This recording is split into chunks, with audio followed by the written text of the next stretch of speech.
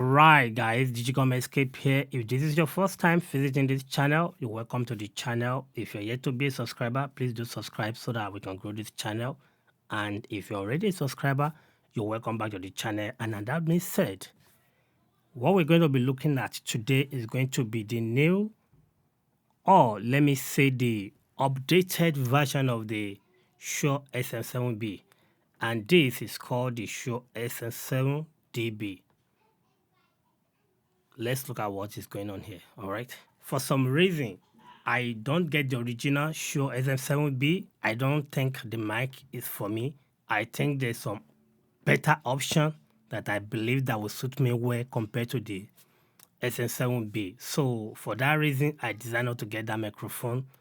And for the fact that people just hype the microphone unnecessarily, I'm not buying things because people hype it for what the thing is not. For the fact that it's a gain hungry microphone, it's not for me. When they come out with the new version or the updated version of the same SM7B, I was like, okay, since now this is not too hungry of a microphone, let's see what is going on here. I want to give it a try and we see what is going on. Today, I'm not going to be doing any comparison. I just want to look at the mic for what it is. If you look at the microphone right now, you'll be very much familiar with it because it's typically the same thing with the SM7B. But the difference is that this is a little bit longer. I think it's kind of stretched back here. It's a little bit stretched out. But the design is pretty much the same. Nothing changed in terms of the body, the layout, everything is pretty much the same. But if you take a good look, you will realize now that there's a badge on this new version. And I believe that's for advertisement purpose. So, I mean, it's visible, but it's not like in your face. Kind of subtle. I believe they are aware that most of their customers are not going to like a badge like Rode used to put their badge on their product. Very shiny, very in your face. But this is done in a kind of smart way. I give it to them that they kind of let it blend, but a little bit shiny. They don't want to like kind of give you that discomfort as a user. And at the same time, this is going to help differentiate between the DB and the regular SM7B. So kind of subtle on both sides. Another thing you're going to notice is the DB. The DB is kind of lettering out here in lime color, I guess. I don't think they changed anything about the tonality of this, but the back is where we have the kind of upgrade that we're talking about, all right? So the old one, which is the regular SM7B, if you look at the back, the switch is right here for you to switch your tone, maybe cut out some low end or so. You need something to get in there and make that switch. But in this case, they change it to the point that it's kind of screwed out. So the switches on the back is upgraded. There's no need for you to use any pin or key to kind of push it up and down, which cause most people that are using SM7B some kind of go through this problem that they end up break those are switches. So for this one, you don't need that. With your finger, you can push up and down. So on the low end, you can either leave it flat or you cut it down, all right? And on the high end, you can either leave it flat or you boost it, okay? It's either flat or boost, either one, all right? Then we have two new buttons down here that is the rail upgrade. And the first one is going to be a bypass button. That will be the first one. The bypass button is for you to bypass the next button, all right? The next button is going to be your preamp gain. So if you switch to bypass, the preamp gain will not be ineffective. But if you engage the bypass and turn it to off, then the preamp will be engaged. The first switch will give you plus 18 dB. The second one is going to give you plus 28 dB. So you have those two options, and that's the upgrade that you have on this. So if you are buying this, there will be no need for you to use any inline preamp anymore, like the Fathead or the blue one. You don't need it anymore. With this, you're fine. All right. Those are the features that is being upgraded. So we're gonna put it on, test it, and see what's going on. All right, guys. So I have this mic set up. So this is what you have right now. Choosing regular microphone, like a regular dynamic microphone, nothing. So I'm gonna go to the back and play with the switches and see if it's going to affect the coloration. I'm still on generic dynamic microphone, then the coloration is in neutral, no color. Then it's staying flat both way. Now I will leave that in neutral, but I'm going to switch this, the low end, I'll cut it down, I'll leave the high end, then I'll do the switch again. Right now, this is how it sounds on boost, and I don't think I will ever use it this way. Never, never, never. I don't like the sound at all. I don't like the way it sounds to my ear. It's kind of too kind of archy to my taste. So I don't think I will ever use the high end in boost mode. No. It's back down now, and it's kind of, yeah, I like it this way. It's kind of no, it's kind of harsh when you turn it on. Maybe if you are the type that don't have high frequency kind of in your voice, maybe that will work for you. But for me, I have a lot of S's in my voice, so my speech kind of come with a lot of S's, so I don't think that will work for me. All right. So for me, I think I like both of them on flat, but it's kind of a little busy. Even though I have it on neutral, I can still see the bass. All right. If you get on it, the bass is kind of there. I can see the bass.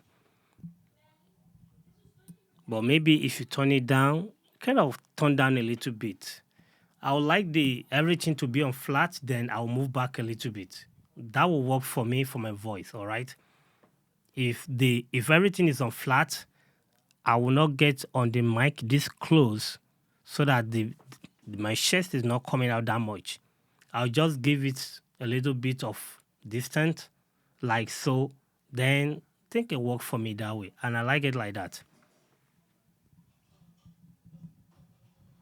So I'm going to leave both on flat, all right? Now I switch to 38, 28, I don't see any different. 18, nothing.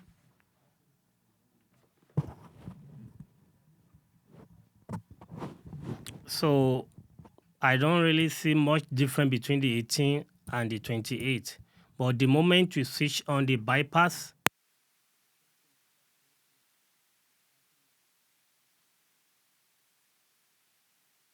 if you're going to use this microphone, you don't want the bypass off. You want it on so that you'll be able to pick your voice, all right? So this is what I have now on neutral, why everything is on flat, okay? No, I didn't have the low cut. The low cut, no, everything is on flat. So I'm going to change the coloration of these two podcasts and let's see how it's going to sound. All right, guys. So this is podcast settings, or let me say podcast coloration preset. And this is how it sounds. Kind of, I mean, the low end is coming out really high now. If I take it out, this is how it sounds. If I take the low end out, and this is boosting the high end, this is how it sounds. This is the low end and the high end on. This is how it sounds. I don't know. What do you think, guys? This is how it sounds with the everything on flat. All right, this is flat and it's in podcast mode. Now I switch to broadcast mode, and this is how it sounds. For me, this is too boomy for my liking, so I'm gonna go to the low end and cut it out. All right, so I do cut the low end out. I think it's a little bit okay for me.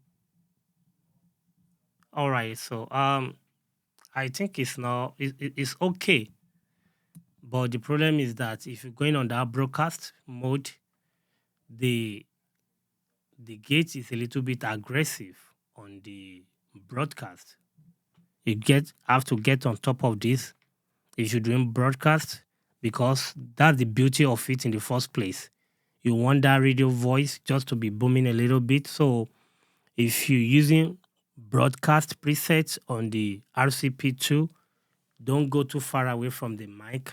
Your voice is going to be cutting out because the gate is really aggressive. So you have to be on top of it for your speech to cut through, all right? Or else the beginning and the ending of your speech we kind of cut out. So you need to be on top of the mic if you're using that broadcast, all right? So I'm putting everything back on flat, and this is what I have on flat for both, getting close, and this is a little bit of high end.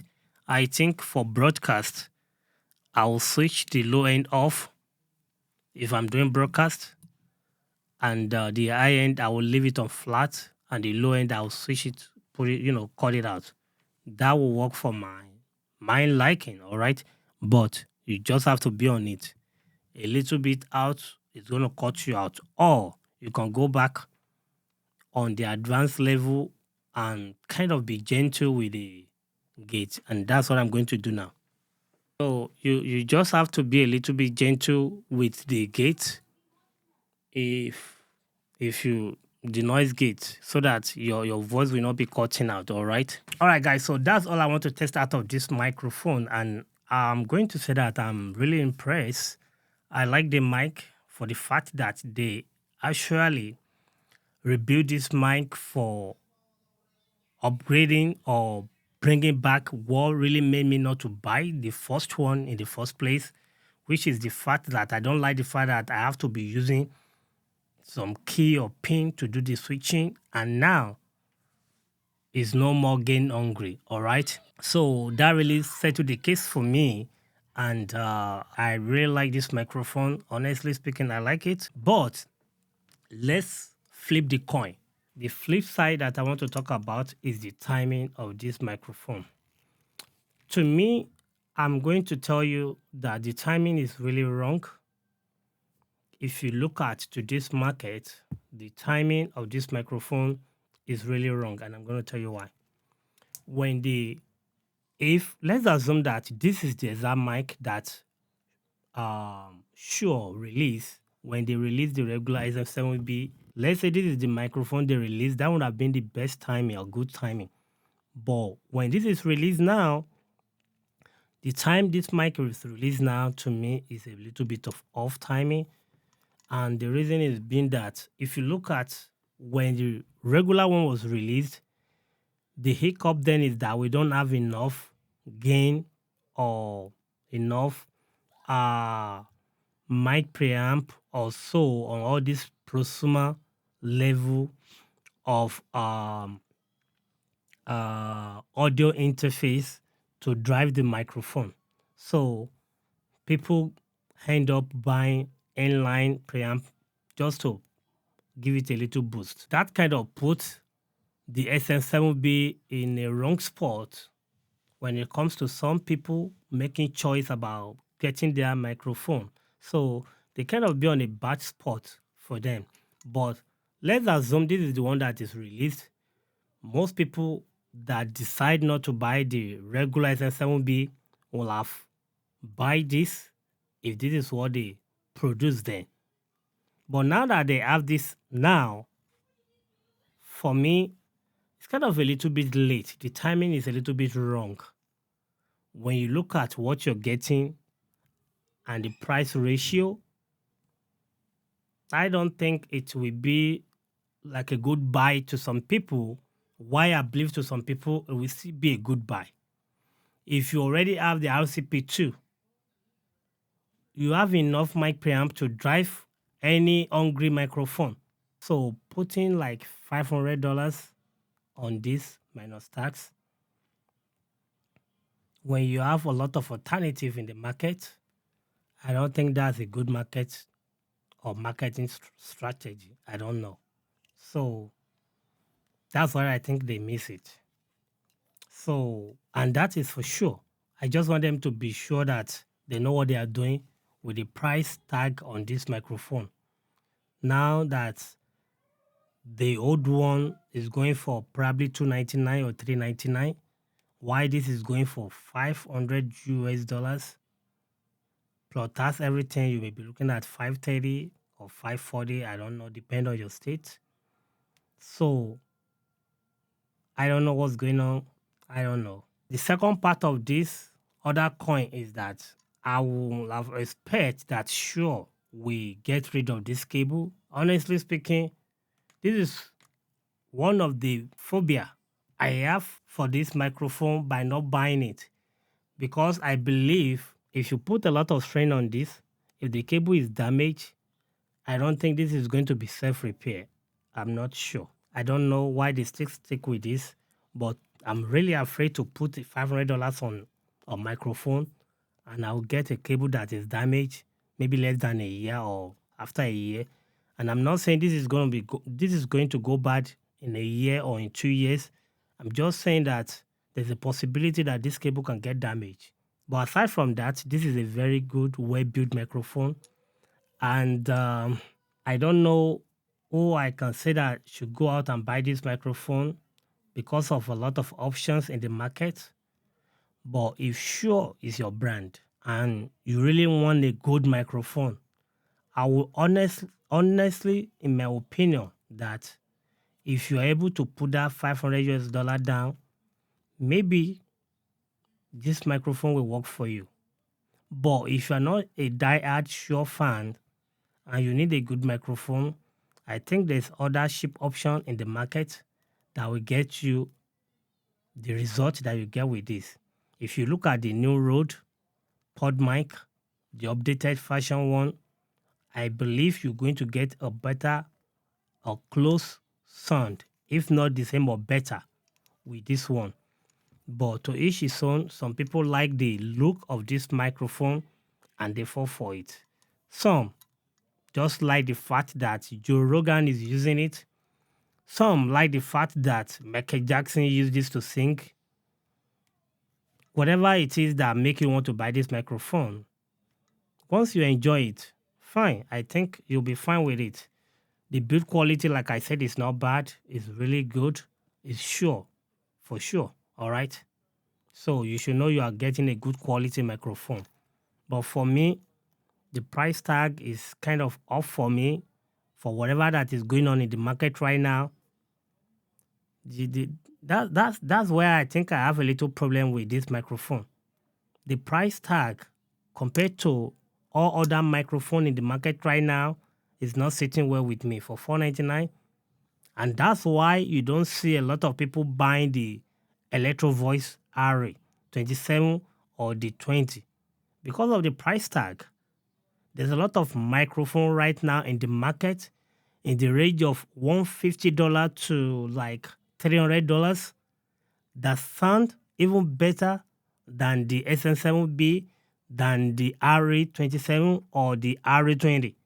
But yet, those mics still stick in the $499-ish of a dollar. And trust me, I don't know. If you like, that's what you like, then you go for it. I'm just saying that you can still get a nice, good quality microphone, half the price, with the same result. That's what I'm saying. All right. But if you like Shure and you're getting this or you want to show this in your camera, go for it. You won't regret buying it.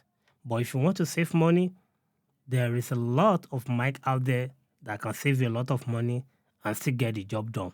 And that's going to be my submission on this. All right, folks. So that's going to be my time on the Shure SM7DB. If this is informative enough for you, please do subscribe if you're yet to be a subscriber. Share this video so that others can see it. Until next time, guys, stay blessed. Bye-bye. I'll see you again.